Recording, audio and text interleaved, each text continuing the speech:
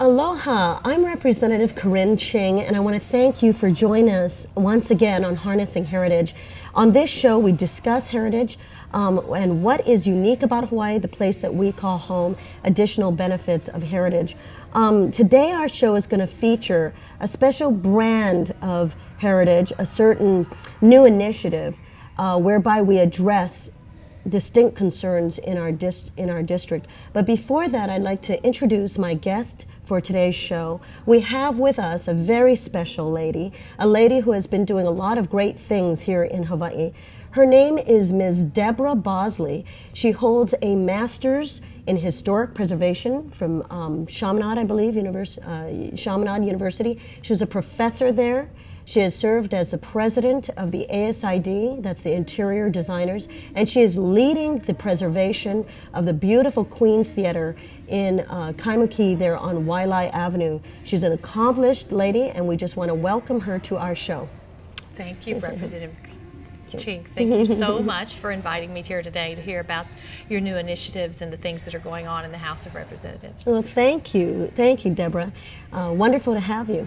And it's important, we've brought Ms. Bossley on the show to talk further about some of our unique initiatives, our new ways of addressing status, sort of the, not status quo, but what has been happening in our state that is not perhaps having as much progress as we'd like to see.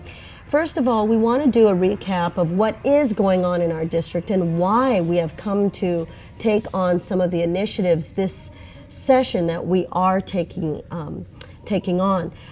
This year, my district, District 27, which includes Nu'uanu, Liliha, had a tragedy, as you well know, with the loss of Hawaii Medical Center East. West and East went into bankruptcy. We lost a lot of employees. We lost a wonderful facility that was caring for our people. And when our community lost Hawaii Medical Center East, we lost a piece of history. In 1954, actually, it should be known that the first successful human kidney transplant was performed by Harvard Medical School team led by Dr. Hume. A member of his team, Dr. Livingston Wong, our own Dr. Livingston Wong, joined the St. Francis, then called St. Francis Medical Center medical staff. Sister Maureen Keller was aware of this growing problem of kidney disease in Hawaii and gave Dr. Wong and these fellow physicians, Dr. Herbert Chin, Dr. Young Paik, the green light to start the transplant program at St. Francis. And so this is a real accomplishment, first of its kind in the state of Hawaii. We know that HMC East was an invaluable hospital, one of 15 hospitals in Hawaii that is accredited and one of only 17 that offered emergency services, with 11.8% of the hospitals not accredited. HMC also was ranked #1 in the U.S. News Best Hospitals in Adult Specialty, and it had 3,209 admissions last year. The fact is that we've been doing a lot here at the legislature to see what we can do. We have various bills, as you may know from reading the newspaper, addressing this very important issue. #1, as we know, the kidney transplant program was very important to the state of Hawaii. So luckily we have still alive House Bill 608, which appropriates emergency funds, in fact $1.8 million, a dollar-to-dollar private matching fund. This is a bill where it will be matched with grants to Queens Medical Center to perform kidney and liver transplants, and also with the National Kidney Foundation of Hawaii to maintain the chronic kidney disease management program here in the state of Hawaii. We're grateful for that. House Bill 609, these are all ideas that are coming forth to address HMC's closure, although we are waiting the decision, of course, of the courts. It authorizes assimilation of HMC East into the HHSC, that's the Hawaii Health Systems Corporation. That appropriates funds. We also have a special purpose revenue bond. We have also House Bill 1952 that appropriates funds, $500,000, subject to a dollar-to-dollar match again in private funds, for a bone marrow transplant center. So in other words, HMC East was taking care of some of the the most ill patients in Hawaii. And we're trying to save some of those services. We want, though, to come along to understanding some of the origins. Now, there were a number of reasons why HMC went bankrupt, but one that we want to address, and the reason we have started a new initiative, is that HMC East was taking care of a number of diabetics. We have an astronomical amount of people who are either pre-diabetes or diabetic, and it actually is an epidemic here in Hawaii. And we want to raise awareness on this, and we also want to acknowledge the good work done by the American Diabetes Association, the Department of Health, but start also to a new way of looking at diabetes. We know what the statistics are, and I think that most of us, all of the local residents, know that we should eat right and exercise. So the provocative question we ask right now is, if everyone knows to eat right, which is of course lots of leafy green vegetables and fruits and grains, and probably less of the heavy fats and less of the white rice, the question becomes, why aren't we doing it? And this is the question that we've taken to the next level. We want to know in everyday life, what are some of those small cues or lack of cues that are not helping our people to be as healthy as they could. So we looked at, just like a teacher, we looked at some of the A students, and we not only acknowledged that we're not doing too well, and actually we hate to report, but the Liliha, Kalihi, Nu'uanu area is actually rather high in diabetes. We wanted to then look at areas that were not high in diabetes. And actually what we find is that Colorado, of all 50 states, has the lowest amount of diabetes of any state in the nation. Also in Oahu, here in the state of Hawaii, Hawaii Kai, of course, has one of the lowest rates of diabetes. Now, some may say, yes, it's we do know that ethnically Hawaiian, Native Hawaiian, Japanese, Filipino, Chinese are more prone to the disease than Caucasian. We do know that higher education helps, but we have a lot of well-educated people, and we want to start to look at how can we create environments that help to set our people up to be successful, how we can help our people be successful. So I just want to rattle off a few other stats that I think that may be of interest. Hawaii Medical Center spent an average of $18,716 on kidney and bladder operations. It spends $6,000 to $8,000 more than any other hospital of Hawaii in the nation.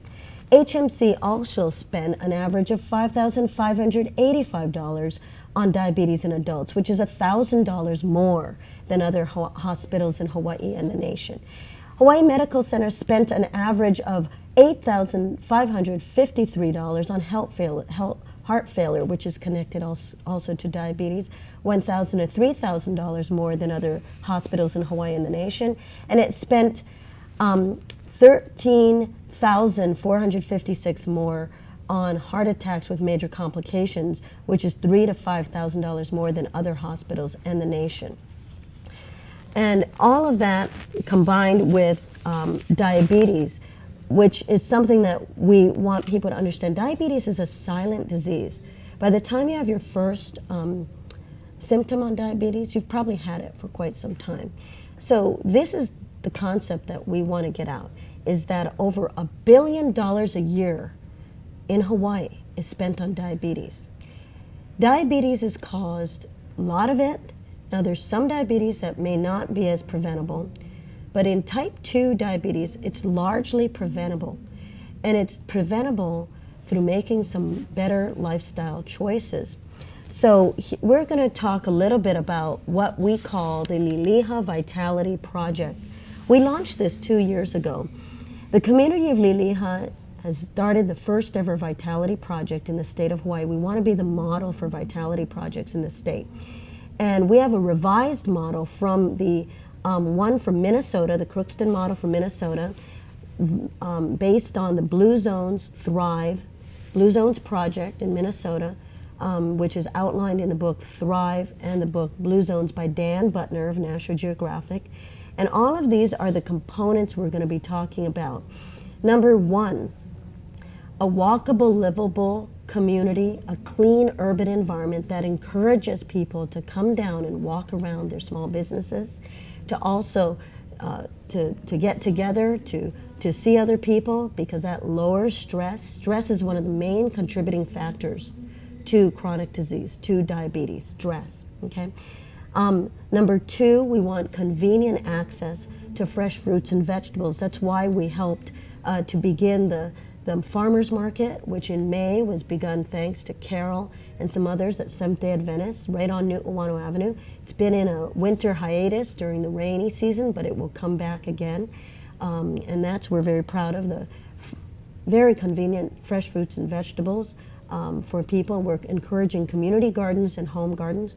And number three, also community events that bring people together, because they find that when people come together, that lowers stress. They're encouraged and strengthened by finding out what other people are doing. So once again, to recap, a clean environment, revitalized, and that's why we've been doing what we've been doing. And Deborah's going to be talking about her efforts helping us with the Liliha Town Center and some of the exciting developments over there at the Liliha Town Center in interior design and urban design. But then number two, the farmers market, pushing for community gardens, pushing for reminding people to eat green. And then number three, joy, the performing arts, making sure that there are ample enough events that our office has been coordinating, the Gingerbread Festival, the Candlelight Tour, the I Love Liliha Town Festival, all for a healthier population here in the state of Hawaii. So with that, I'm just going to review a little bit about the Green and Thurium Project, and we're going to talk to Deborah about what's going on with the Liliha Town Center. First of all, we do want to mention that historic preservation in all of these areas help, because when you have charming, cute, small, little, inviting buildings, people tend to walk around them much more. This is what you find in Colorado, where historic preservation laws are strong. You also find a beautiful environment in Hawaii Kai. So we're trying to keep all this clean. So what we're going to introduce first is our Green and Thurium Project. Here we go. And Deborah, we're going to talk a little bit about this. We have here Hawaii's own Green and Thurium. It's also known as the Midori. And this will be our symbol as we launch what we call the Green and Thurium Project. And this, we are encouraging people to purchase or get or be inspired by this beautiful flower, because it will serve, such as the Pink Ribbon Project for breast cancer in women, serve as a reminder of how we can fight and prevent diabetes and have a healthier community that is prosperous, healthy, and safe. Number one, it's green because we're reminding people the healing nature of plants. Not only do we want you to eat green and leafy vegetables, we want you to be aware of the benefits of green leafy vegetables and all the things that go with them, but actually having a garden, planting community gardens and growing things in your backyard. We also picked it because it's shaped like a heart. And we're telling people, be kind to yourself. Someone cares about you. You're important to so many in your life, your family members, your friends. So be gentle with yourself. Be good to yourself. Be happy. Relieve that stress. Make sure that you know how much you're loved and love others. Civility, gentility, these things translate to lower stress levels. And finally, as we all know, this cut flower, when cut, is one of the longest living cut flowers we have. So these are things to remember. It's a way to remember how we should be healthy, and when we're kind and we're civil and we do good things for others, that beauty can heal. Healthiness, healthy communities are beautiful communities. And with that, talking about beautiful communities and I hope you understand why we've started to look in new areas to try to address diabetes. We'd like to chat with Deborah Bossley, interior design, ex-president of the Interior Design Association, and also a professor from Chaminade. Deborah, tell me, you know, when you go out and you're an interior designer, tell me some of the benefits of interior design. The benefits of interior design are to make people realize and appreciate the things that they have. A lot of people, there's a misconception that an interior designer is going to come in and just say, okay, you have to replace everything that you have, and that's exactly not what we do. We look at the health, safety, and welfare of our client. We want to know that they're living in a healthy environment. If they have children, we look at those aspects. If they have an aging parent living with them, we look at those things. There's a lot of misconceptions about interior designers. Having a place where you're comfortable, where you can cook, where you can enjoy entertaining your family is so important in living in a home. The plants are definitely something that needs to be there. When I moved back to Hawaii, my students, as you mentioned, I taught at Chaminade University, they asked me, don't you know anything about feng shui? And I felt kind of silly because I didn't, but after looking into it, because I am a preservationist and I'm an educator and I'm not beyond educating myself, I looked into it, and one of the things that comes up is having living, healthy things surrounding you. Goldfish, if you don't want to take care of goldfish, maybe have a picture of a goldfish. So just anything that's going to give you something that gives you life and spiritual happiness, basically. A plant, even though some of us don't have the greenest of thumbs, it says even a silk plant that looks fresh and healthy. It's the imagery of bringing in the color and something into your home. It's better to have a beautiful silk plant than to have a dead, a plant that's dying in your home. So that was one of the misconceptions I had. I thought, well, you know, there's a lot of people that don't want to maintain a home. It's obviously if you work full time and you have a family and you have a full life, sometimes maintaining a plant's not always the best thing, but you know, it helps. It helps. It definitely helps. Yes. Now, in the book, maybe we could put the covers of these two books up on our screen here. The book Blue Zones, which was really on the cover of National Geographic, and I learned about this at a seminar of women in government when a member of Mayo Clinic came and spoke on diabetes. So he mentioned what they had done in Albert Lea, Minnesota. This was on actually Dr. Oz, and it talks about healthy environments again. And so we have all these initiatives. One is, of course, on the dietary side, we're saying brown rice is more nice. Let's try to leave those carbs low. Not that we don't want to say that never a plate lunch, but maybe not always a plate lunch. Maybe not always some of these foods that we tend to glorify as bastions of our symbols of local, but actually poi, speaking of a really healthy plant, poi, kalo, is one of the best things for diabetes because I understand it breaks down very nice and slow. And Dr. Terry Shintani, who we hope to have on our show soon, is another longtime advocate of this Hawaiian diet. So plants, but also the imagery, as you were saying, happiness when we have more colorful buildings. They don't necessarily need to be out of character. We want to keep the historical nature and the authenticity of our communities. But actually, color can actually bring you happiness, joy. Is that correct? Yes, color. That is definitely correct. Really, see? There's different colors mean different things, but in general, a color is going to bring something in your home, even if you just do one wall, which I call them energy walls, that maybe your favorite color, or it brings out something in a painting that you have, something that you like. And by that same token, if there's something there that you're not necessarily happy with, it's okay to get rid of it, right? But you stay with the things that surround you that make you happy. And that's why preservation is so important, because elderly, different generations associate the built environment with a time in their life where they may have been very happy. Maybe they met their husband there, or they, brought their child there to have their hair cut or get an ice cream cone or something. So that's very provocative. It was said at a historic preservation conference, the trauma that certain urban areas on the mainland experienced when they knocked down decades-old buildings that people had their hearts in. So in a way, it broke their hearts to see these places that they associated good memories with. That's what I had heard, is that, and they felt that that contributed to the overall breaking down of a sense of community, a breaking down of relationships, and feeling that people belonged, and kind of just an overall heartbreak. A bit of depression there, perhaps. You're right. So, these are the kinds of new ways we're looking at diabetes. We're looking at, if someone's feeling down regarding some of the things in their life, how can we bring them up so they feel fortified, strong enough to make those decisions that they know are right.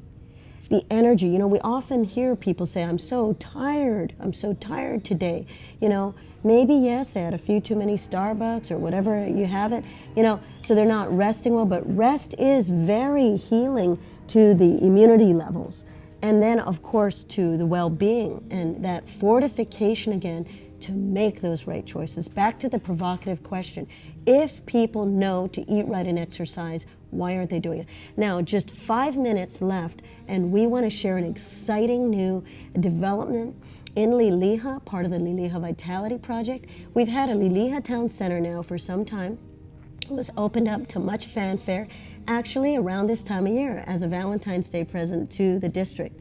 And what the vision was, that it would be someplace for people to come together and to get knowledge and to volunteer and to pick up some maybe pamphlets, and also to promote maybe heritage tours of the area, to share and promote what is unique about Hawaii through what is unique about this area, Liliha Nu'uanu. You want to share with us what's going on with the School of Architecture?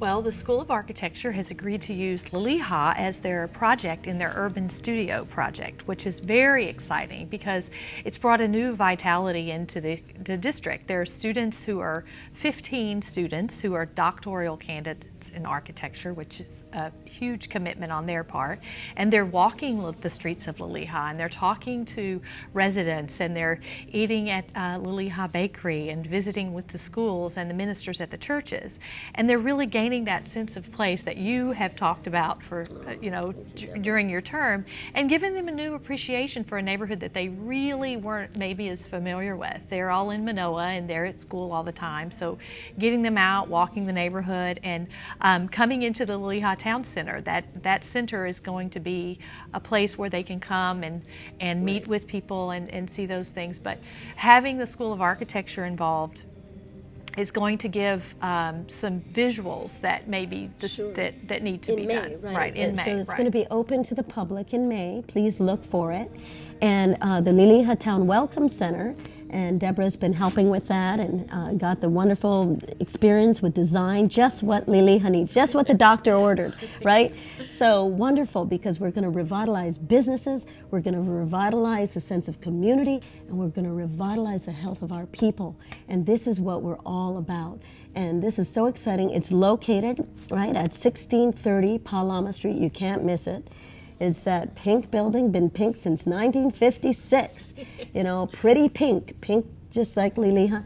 And we want to look for this beautiful plant, which is going to be the symbol of prevention of diabetes, but really more about the positive message of how beauty, civility, and healthiness all work together to make a better community and alleviate a lot of the things that are challenges to the state of Hawaii that we then have to legislate for. Maybe there are other ways to approach the problems. We want to look at all ways, and ways that work. And apparently if it works for Albert Lea, Minnesota, it just might work for Hawaii. And we're starting with Liliha as a model project. And just with that, we want to ask your support for Historic Preservation Bill, House Bill 2420, right, Deborah? That's right. House Bill 2420, House Draft 1. And what this does is it encourages small businesses, your little main street right there where you can walk and meet your friends, and also promote job growth and small business. This historic property tax credit for commercial buildings is really instrumental. So Deborah, I want to thank you for all your hard You're work. welcome. You're working on the Queen Theater. Now you're super lady, and I hear she's a super mom. Super mom, super lady. Watch out for those moms, I tell you. They move.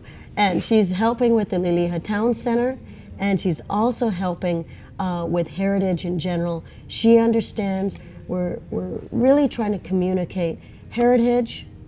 It's not just about buildings. Actually, heritage is about people. As Winston Churchill said, we design buildings and influence buildings.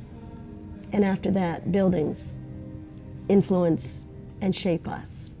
So we want buildings that shape a very healthy community, making sure our people are happy and healthy and their well-being is taken care of. And that's what we're all about. So we're so happy. We hope that you'll call us and visit www.greenanthuriumproject.com for more information. And we're looking forward to a healthy community. Deborah, thank you so much for all you do. Thanks for coming on, and we're going to see you again. We're going to be interviewing next month with the American Diabetes Association, all their good work. But this is all dedicated, a lot of it, to a good friend of mine who is a fourth-generation Palama resident, Ms. Beverlyn Mu-Ung Ho, God rest her soul, who passed away of diabetes much too early. And we want to make sure that no more of our people have to unnecessarily succumb to this very deadly disease. So thank you again. Thank you so much for tuning in. Mahalo.